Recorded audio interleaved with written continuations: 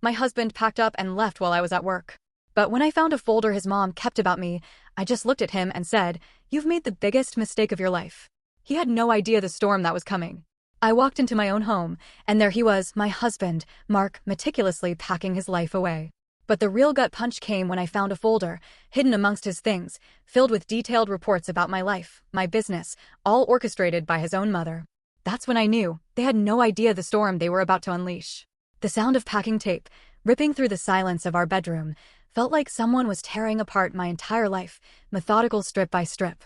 I just stood there, frozen in the doorway, watching Mark seal another cardboard box.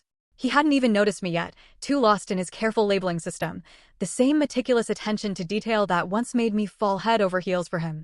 I'm Clara, and that was the exact moment my marriage ended. Not with some dramatic, movie-like explosion, but with the mundane squeak of a marker and the whisper of tape. Were you planning to tell me, or just disappear while I was at work? My voice came out steadier than I felt, a low hum of disbelief. Mark startled, dropping the marker. It rolled under our bed, the very bed we picked out together at that ridiculously overpriced furniture store his mother hated. "You're home early," he mumbled, his voice tight. Clearly not early enough. I stepped into the room, my heels clicking against the hardwood. Each step felt like I was walking through molasses, my legs heavy with dread. "How long have you been planning this?" He didn't answer right away, just ran his hands through his hair. A nervous tick I used to find endearing, but now it just screamed guilty. "Clara, we both know this isn't working. Do we?" I scoffed, a bitter laugh escaping me. Because I must have missed that conversation. I picked up one of his precisely labeled boxes. "Winter clothes," it read, in his perfect architect's handwriting. When exactly did we decide this? Or was it Vivian who decided? Vivian thinks, Vivian says, Vivian knows best. The laughter that bubbled up sounded more like breaking glass. "Tell me, Mark, do you even breathe without checking with her first?" His face hardened, a flicker of anger in his eyes. "That's not fair." "Fair?" I set the box down, hard enough to make him wince. "Fair would be having an actual conversation about our marriage before you started packing it away in neat little boxes. Fair would be acknowledging that I'm your wife, not some temporary inconvenience standing between you and your mother's approval." "You're being dramatic," he dismissed, turning back to his packing. That gesture, that casual wave of his hand, ignited something fierce in my chest. "Mother simply pointed out that our financial situations—" He started, his voice trailing off. "Our financial situations are fine." I cut him off, my voice rising. "My business is growing. We're not struggling. Your little design projects aren't exactly reliable income," he retorted, not even looking at me. "My little projects paid for half this house." I grabbed the box he was working on, dumping his carefully folded shirts onto the floor. "And they'd be doing even better if your mother hadn't scared away 3 of my biggest clients last month." He froze, his hands still in the air. "What are you talking about?" "Oh, you didn't know?" I laughed, a cold, humorless sound. "Funny how the Hendersons, the Patels, and Brighton Corp all suddenly pulled their contracts after meeting with your mother about property investments, didn't they?" I started counting on my fingers, my voice dripping with sarcasm. "The same mother who just happens to be pushing you to leave because I'm financially unstable?" Mark's face paled slightly, but he recovered quickly, a defensive edge in his voice. "You're paranoid. Mother would never." "Stop saying mother like she's some kind of saint." I grabbed another box, this one labeled important documents. "Let's see what else she's been orchestrating, shall we?" He lunged for the box, but I was faster. Inside, beneath bank statements and insurance papers, I found a folder I'd never seen before. The contents made my blood run cold. Detailed reports of my business dealings, copies of emails between my clients, even photos of me meeting with competitors. "She's been having me followed." My hands shook as I flipped through the papers. "It's not what you think."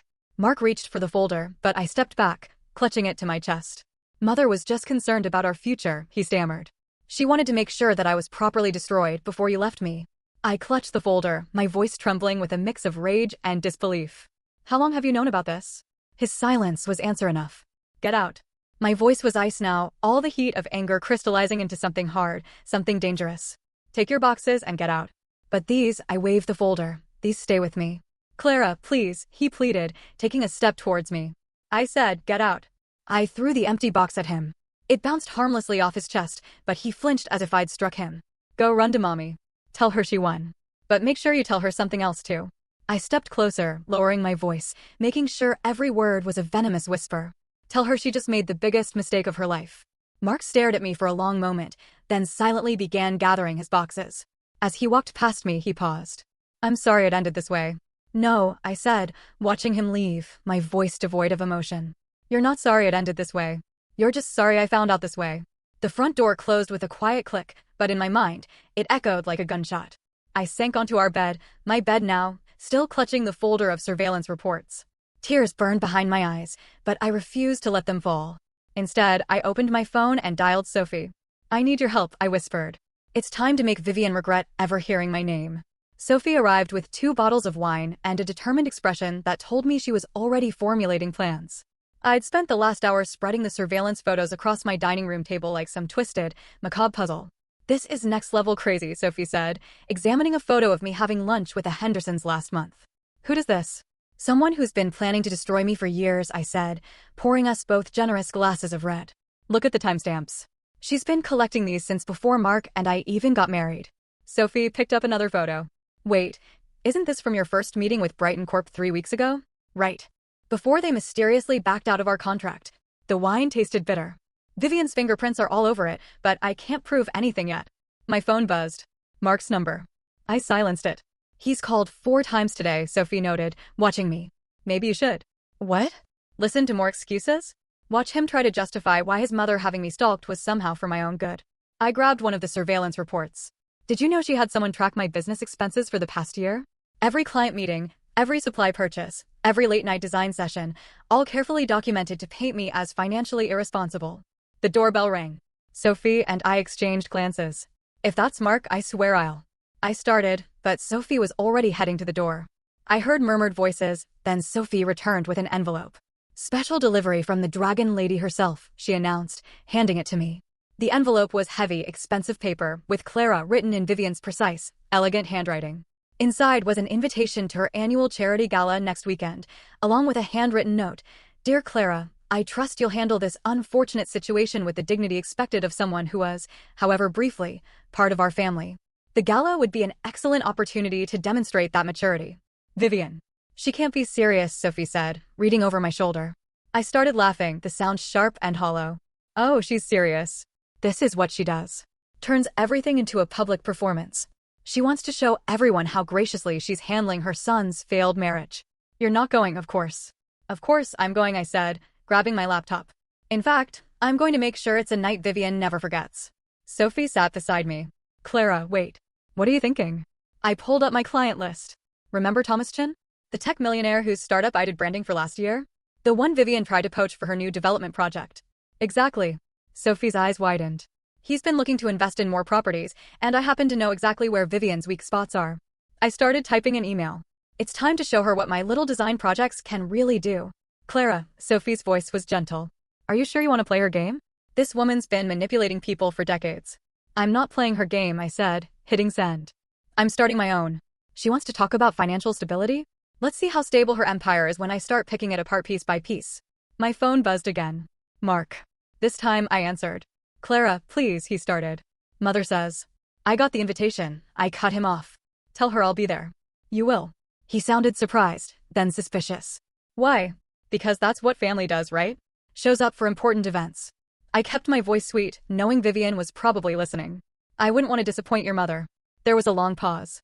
Clara, whatever you're planning. Goodbye, Mark. Give my love to your mother. I hung up and found Sophie watching me with concern. You know this could get ugly.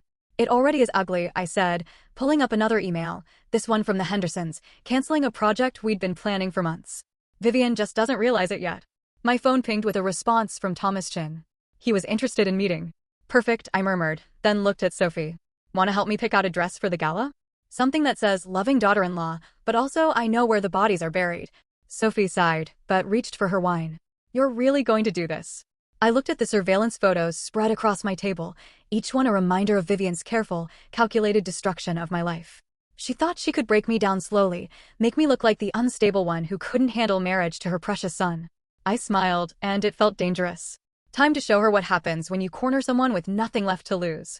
The meeting with Thomas Chin took place in a sleek downtown cafe, far from Vivian's usual haunts.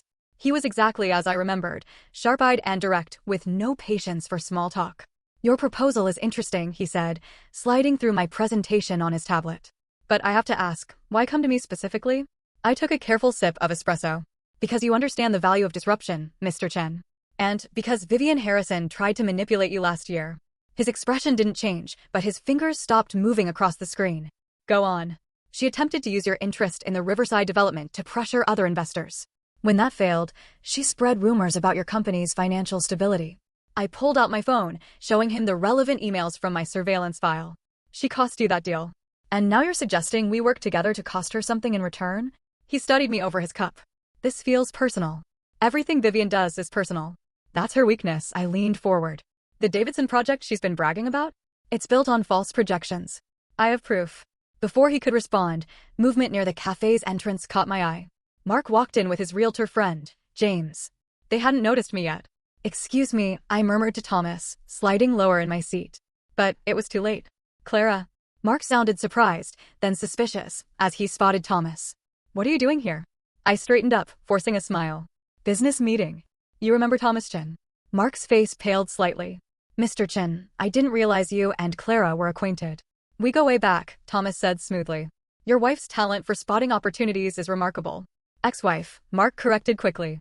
And speaking of opportunities, I hope she mentioned that any business ventures in this area should really go through Vivian. Like the Riverside deal did? I interrupted. James tugged at Mark's sleeve. We're going to be late for that appointment. Actually, Thomas said, standing, gathering his things. I believe we're finished here. Clara, I'll have my team drop the contracts. Your insight into local dynamics has been invaluable. After they left, Mark rounded on me. What are you doing? Business, I repeated. You know, those little projects your mother's so concerned about. Stop it. He grabbed my arm as I tried to leave. Whatever you're planning with Shin. I wrenched away. Don't touch me. You lost the right to question my business decisions when you let your mother destroy them. She was trying to protect our family's interests. Your family's interests? My laugh drew stares from nearby tables. Tell me, Mark, did those interests include having me followed? Photographed? Having my clients threatened? He ran a hand through his hair, that familiar gesture that used to mean stress, but now just reminded me of manipulation. It wasn't like that. Mother only wanted. I know exactly what she wanted, I said, gathering my things, my hands shaking slightly. And now she's going to get it, just not the way she expected. My phone buzzed. Sophie, sending details about the charity gala. Another message popped up from Thomas. Meeting set with Davidson investors tomorrow. Clara, Mark's voice had softened. Please, don't do anything rash. Mother can make things very difficult. More difficult than destroying my marriage? My business? My reputation? I showed him the surveillance photos on my phone. How much more difficult can it get, Mark? He stared at the photos, recognition flickering across his face. Where did you get these? From the files you left behind. The ones documenting every move I've made for the past 3 years. I leaned closer, dropping my voice. Did you enjoy reading them? Did you and Vivian sit together, planning how to break me down piece by piece? It wasn't. I didn't. He stopped, looking lost. I just wanted everyone to be happy. Well, congratulations. Your mother's happy. You're free to be her perfect son again. I started walking away, then paused. Oh, and Mark? Tell her I'm looking forward to the gala. I have so many people I want to introduce her to. Outside, I took deep breaths of cold air until my hands stopped shaking. Thomas's message still glowed on my screen, promising the first real crack in Vivian's carefully constructed empire. My phone buzzed again. Sophie. How did it go? She asked. I watched through the cafe window as Mark made a call, his movements agitated, probably warning Vivian. Better than expected, I answered. The game's changing, Sophie, and Vivian's about to learn she's not the only one who knows how to play. The Davidson investors meeting felt like a chess match where every piece was made of glass. I sat quietly, watching Thomas Chin methodically dissect Vivian's project projections while her face grew increasingly rigid. These numbers seem optimistic, Thomas said, tapping the spreadsheet, particularly given the current market conditions. I noticed Vivian's perfectly manicured nails digging into her leather portfolio. She didn't look at me, but I felt her awareness of my presence like static electricity. The projections are sound, she replied smoothly. I've personally overseen every aspect of this development. So, including the environmental impact reports, I slid a folder across the table. Because these documents tell a rather different story. The room temperature seemed to drop 10 degrees. Vivian's eyes finally met mine, and I saw something I'd never witnessed before, fear. Where did you get those? Her voice remained steady, but her knuckles were white. The same place you got your surveillance photos of me. I maintained eye contact. Interesting what people will share when they realize they're not the only ones you've manipulated. Thomas cleared his throat. Ladies, perhaps we should focus on. This meeting is over. Vivian stood abruptly. These allegations are baseless. Sit down, Vivian. The command came from Robert Davidson himself, silent until now. I'd like to hear more about these discrepancies. My phone buzzed. A text from Sophie. 911 Mark at your house. Something wrong. I forced myself to stay seated, even as my stomach twisted. The environmental reports were altered, I continued, my voice steady. To hide contamination from previous industrial use. The cleanup cost alone would triple your projected expenses. That's impossible. Vivian snapped. Those reports were confidential. Like the photos of me meeting clients are? Or the financial records you used to convince Mark I was unstable. My phone buzzed again. I ignored it. Robert Davidson leaned forward. Mrs. Harrison, is there something you'd like to explain? The meeting dissolved into technical discussions and legal implications. I slipped out during a heated exchange about soil samples, my phone now vibrating constantly. Mark was sitting on my porch steps, head in his hands. He looked up as I approached, and my sharp words died in my throat. His face was ashen. What happened? I asked, my voice barely a whisper. Mother had a heart attack, his voice was hollow. Right after some meeting. They took her to St. Mary's. The triumph I'd felt moments ago curdled in my stomach. Is she stable? For now. He stood, swaying slightly. She was asking for you. I barked out a laugh. Me? Why would she? Because she knows. Mark's eyes were red-rimmed. About everything. The Davidson deal. Thomas. The environmental reports. He took a shaky breath. She said she underestimated you. My hands started shaking. Mark, did you know? He stepped closer. About the contamination? About how exposing it wouldn't just ruin her, but everyone connected to the project. Including me? The pieces clicked together with sickening clarity. Of course, Vivian would have ensured Mark was legally entangled in the development. Of course, she'd use him as a shield. I didn't. He stopped, looking lost. I remembered all those nights I'd spent plotting, focusing only on Vivian. Had I become just like her? Willing to destroy anything in my path? My phone rang. Sophie again. Clara, the Davidson story just broke online. It's bad. Really bad. I watched Mark's face as he received a text, probably containing the same news. He looked like a man watching his world burn. I have to go, he said quietly. Mother's asking for her lawyers. He paused at the bottom of the steps. You know what's funny? She always said you weren't strong enough for this family. Guess she was wrong about that too. After he left, I sat on the porch steps, staring at my phone as notifications flooded in. The story was spreading fast. Vivian Harrison, prominent developer, caught in environmental scandal. Her empire beginning to crack. I should feel victorious. Instead, I remembered the fear in her eyes at the meeting, so similar to what I'd felt when discovering Mark's packed boxes. The way revenge had turned me into someone who could hurt others without flinching. Sophie's car pulled up. She took one look at my face and sat beside me. What have I done? I whispered. She took my hand. Exactly what she taught you to do. My phone lit up with another call, this time from Thomas Chin. Probably wanting to discuss damage control, next steps. The pieces of Vivian's empire now up for grabs. I let it ring. St. Mary's Hospital smelled like artificial lemons and regret. I'd been sitting in the waiting room for an hour, turning my phone over and over in my hands, watching news alerts pile up about the Davidson scandal. Each headline felt like another brick in a wall I couldn't tear down. You didn't have to come, Mark's voice startled me. He looked exhausted, his suit wrinkled like he'd been sleeping in it. Your text said she's asking for me. She is. He ran a hand through his hair, though I'm not sure if that's a good thing. The walk to Vivian's private room felt endless. Through the window, I saw her propped up in bed, looking smaller somehow, vulnerable. It was unsettling, like seeing a lion with its teeth pulled. Clara. Her voice was weaker than usual, but her eyes were sharp as ever. Close the door. Mark hesitated. Mother, maybe we should. Out. One word, but it carried all her usual authority. He left, shoulders slumped. I remained standing, keeping my distance. You wanted to see me? Sit. She gestured to the chair beside her bed. We need to discuss terms. Terms? I almost laughed. I'm not here to negotiate. No. She picked up her phone, tapped something, then showed me the screen. My breath caught. It was an email chain between Mark and several Davidson project investors, dating back months. His signature on documents he shouldn't have signed. Proof of his involvement in the cover-up. You really think I wouldn't have? Insurance. Her smile was thin. Mark's fingerprints are all over this one. One call and he goes down with me. My hands clenched. You'd destroy your own son? To protect him from himself? In a heartbeat. She set the phone down. The question is, would you? The monitor beeped steadily in the silence. Through the window, I saw Mark pacing in the hallway, phone pressed to his ear, probably talking to lawyers already. What do you want?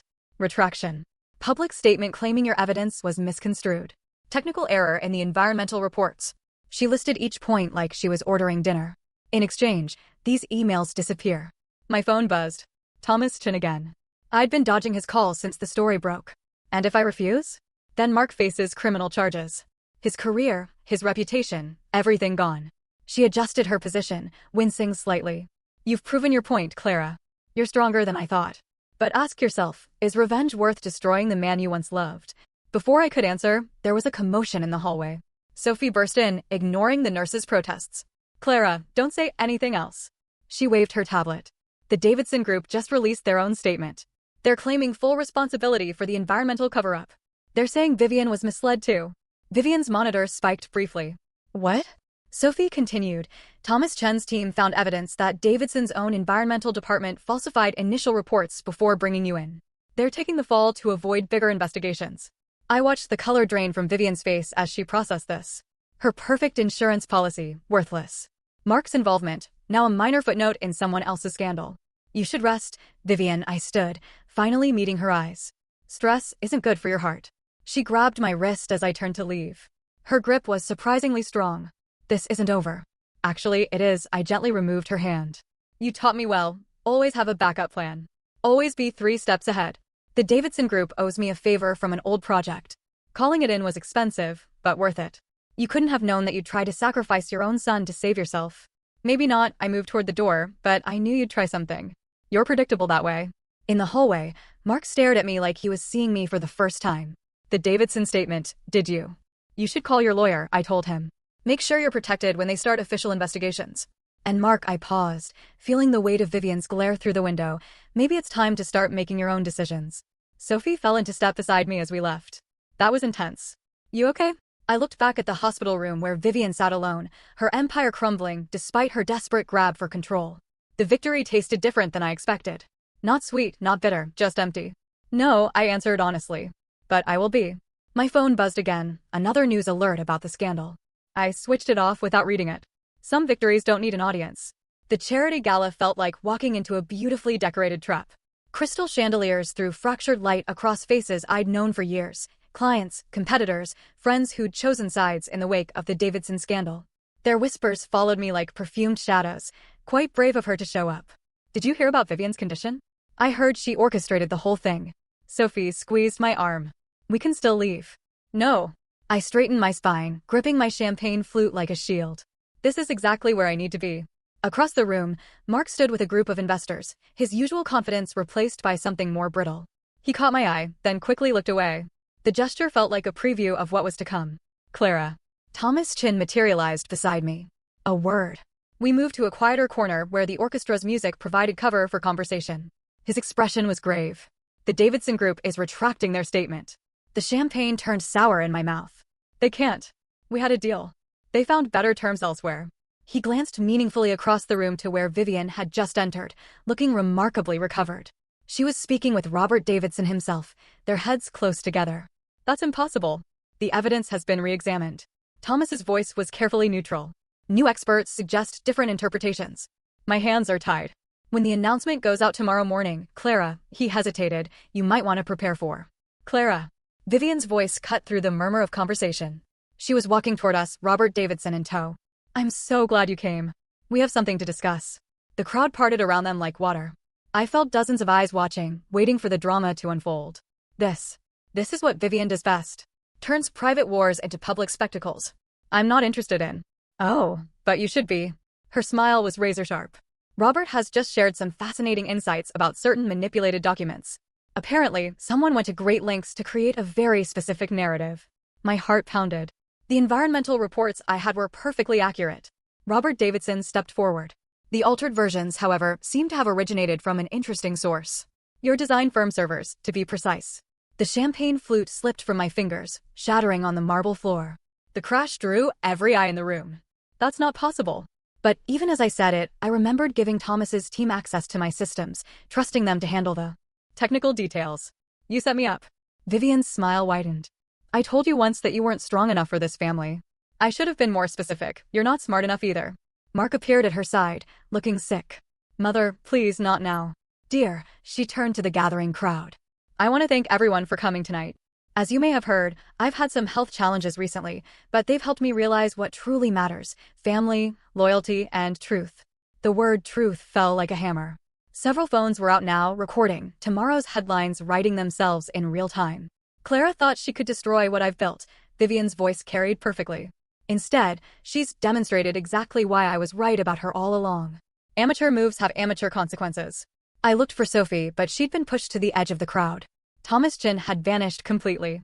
The trap closed with elegant precision. Security will escort you out, Vivian's final twist of the knife. And Clara, expect to hear from our lawyers. Fraud charges are just the beginning. As two suited men approached, I caught a last glimpse of Mark's face. There was something there, regret, pity, but he didn't move to help. Some patterns never change. Outside, the night air hit like a slap. Sophie rushed out behind me. Clara, wait. We can fix this. There must be something. Don't you see? My laugh sounded hysterical, even to my own ears. She planned this from the moment I found those surveillance photos. Everything. The hospital. The Davidson statement. Thomas Chin. It was all part of her game. What are you going to do? I stared up at the gala's glittering windows, where life continued as if my world hadn't just imploded. Somewhere up there, Vivian was savoring her victory, probably already planning her next move. The only thing I can do, my voice steadied, is learn to play better. The flash drive felt impossibly heavy in my hand as I stood outside Vivian's office. Through the glass walls, I could see her at her desk, orchestrating her empire's recovery with practiced ease. The fraud charges against me were still pending, but she'd already moved on to new victories. She looked up as I entered, her smile sharp as broken glass. Clara. Security didn't mention you had an appointment. They're busy dealing with the press downstairs. I closed the door behind me. Something about anonymous tips regarding offshore accounts and falsified insurance claims. The smile froze. More desperate accusations? Haven't you learned? Actually, I learned exactly what you taught me. I placed the flash drive on her desk. About keeping receipts. About having insurance. She didn't touch it. What is this? Everything. Your real financial records. The bribes to building inspectors. The money laundering through shell companies. I tapped the drive. Even that interesting transfer to Thomas Chen's private account right before the gala. You're bluffing. Mark helped me find it. That landed. For the first time, real fear flickered across her face. Mark would never. Never? Check your phone. She did, and I watched the color drain from her face as she read whatever message Mark had just sent. When she looked up, her composure was cracked. What do you want? Funny, that's exactly what you asked me in the hospital. I sat down, uninvited. But I'm not here to negotiate. Then why? Because I want you to understand something. I leaned forward. You didn't lose because I outsmarted you. You lost because you taught Mark the same lessons you taught me. About survival. About loyalty. About always having an escape plan. Her hand trembled slightly as she reached for her phone again. I can still destroy you. One call to who? The Davidson Group. I pulled out my own phone, showing her the email chain. They're already distancing themselves. Seems their board doesn't appreciate being used in personal vendettas. Bad for business. A commotion rose from the lobby below. Through the glass walls, we could see reporters gathering, cameras ready. They're here for the press conference, I told her. The one where Mark explains how his mother's company has been operating for the past decade. Unless what? Her voice was barely a whisper. Unless you sign everything over to him today. Let him run the company his way, without your guidance. She laughed, but it sounded hollow. You think this will fix anything? That Mark will suddenly become his own man. No, I stood. But it gives him a chance, which is more than you ever gave either of us. The elevator dinged. Mark stepped out, flanked by board members and lawyers. Through the glass, our eyes met. He looked different. Stronger, maybe. Or just free. You've destroyed my family, Vivian said quietly. No, you did that yourself. I just showed Mark the evidence. She stared at the flash drive for a long moment. Below, the crowd of reporters grew. Her empire teetered on the edge of exposure, ready to crumble. He's my son, and he deserves better than what you've given him. I moved toward the door. You have 10 minutes to decide. After that, Mark starts talking. You really think you've won? She called after me. That this makes you better than me? I paused, hand on the doorknob. No. It makes me exactly like you. That's what scares you most, isn't it? The look on her face told me I was right. As I walked away, I heard her calling for her lawyers. Through the glass, I watched her pick up the flash drive with trembling fingers. Mark met me at the elevator. Did she? Give her a minute. I pressed the lobby button. She taught us both about power, Mark. Now she gets to learn about losing it. He nodded slowly. What happens after that? That's up to you. The elevator started descending, but whatever you decide, make sure it's actually your decision. As we reached the lobby, my phone buzzed. A message from Vivian's lawyer. She's ready to sign. You know, Mark said quietly, she'll never forgive either of us for this. I watched the numbers count down, floor by floor. Some victories aren't about forgiveness. The elevator doors opened to camera flashes and shouted questions. Mark straightened his tie, ready to face them, ready to start over. I stepped back, letting him take the lead. Some battles you win by walking away. The moving boxes in Vivian's office looked wrong somehow, too ordinary for the end of an empire. She was taking down her awards when I arrived, each acrylic testament to her success carefully wrapped in newspaper. Come to gloat. She didn't turn around. No, I set a folder on her desk. To return these. She glanced at the surveillance photos spilling out. Keep them as a souvenir. I don't need souvenirs. I watched her hands shake slightly as she wrapped another award. The company announcement went out this morning. Mark's doing well. He's gutting everything I built. Finally, she faced me. The past month had aged her a decade. Was that your idea or his? You really still don't understand, do you? I picked up one of her photos, her and Mark at some charity event, both smiling perfectly. He's not destroying your legacy. He's fixing it. Her laugh was bitter. By exposing our methods? Canceling profitable contracts? That's not fixing. That's surrender. That's integrity. I set the photo down. Something you taught him to fake so well, he finally wanted the real thing. A knock interrupted us. Mark stood in the doorway, looking uncertain. These days, he always looked uncertain when his mother was involved, like he was still learning to trust his own judgment. The board meeting's starting, he told her. They're waiting for your formal resignation. Vivian straightened her jacket, armor for one last battle. I suppose you'll both enjoy watching this. Actually, I'm leaving. I moved toward the door. This part isn't about me. Mark caught my arm as I passed. Clara, wait. I never thanked you. Don't. I gently pulled away. Just do better. Both with the company, and I glanced at Vivian, still proud even in defeat with family. Hey, is that what we are now? Vivian's voice stopped me. Family? No. But maybe someday Mark can have one that doesn't run on fear. Outside, Sophie waited by her car. She'd been my constant through all this, watching me become someone she probably doesn't fully recognize anymore. Ready for your meeting? She asked. I nodded. My new design firm launches next week. Bigger projects, bigger clients, built on reputation rather than revenge. It felt strange, starting over. Good strange. I looked back at the building where I first learned about power, both wielding it and surviving it. Through the windows, I could see Mark leading Vivian toward the boardroom. Their shadows stretched long against the glass. Just strange. I got into the car. Did you know Vivian called me yesterday? Sophie started the engine. Said she's finally proud of me. That I proved her right about what it takes to succeed in this world. Did you tell her where to stick her pride? No, I watched the building shrink in the side mirror. Because part of me thinks she's right. I became exactly what she always wanted Mark to be, someone willing to burn everything down to win. You're nothing like her. Aren't I? I used her own tactics against her. Played her game, just better. I turned away from the mirror. The difference is, I chose to walk away after winning. She never could. Sophie navigated through traffic in silence for a moment. So, what now? Now I pulled out my phone, where an email from Mark waited unread. Probably about the company transition, or maybe something more personal. I left it unopened. Now I figure out who I am without revenge driving every decision. And if Vivian tries something else, I thought about the final piece of leverage I still have, evidence I never showed Mark, proof of crimes that would destroy what's left of his relationship with his mother. It sits in a safe deposit box, my own insurance policy, my own piece of Vivian's legacy. Then I'll remember what winning really cost. I switched off my phone. Some victories feel like losses when you look at them right. Sophie pulled up to my new office building. The sign company was just finishing installing my company's logo, clean, modern, nothing like the Harrison aesthetic. You know what the weird part is? I gathered my things. I think Vivian finally respects me. Not for beating her, but for knowing when to stop. Is that enough? I stepped out into the morning sun, looking up at my name against the clear sky. It has to be. Otherwise, I'm just another version of her, waiting to self-destruct. The door closed behind me with a soft click, final as a period at the end of a very long sentence.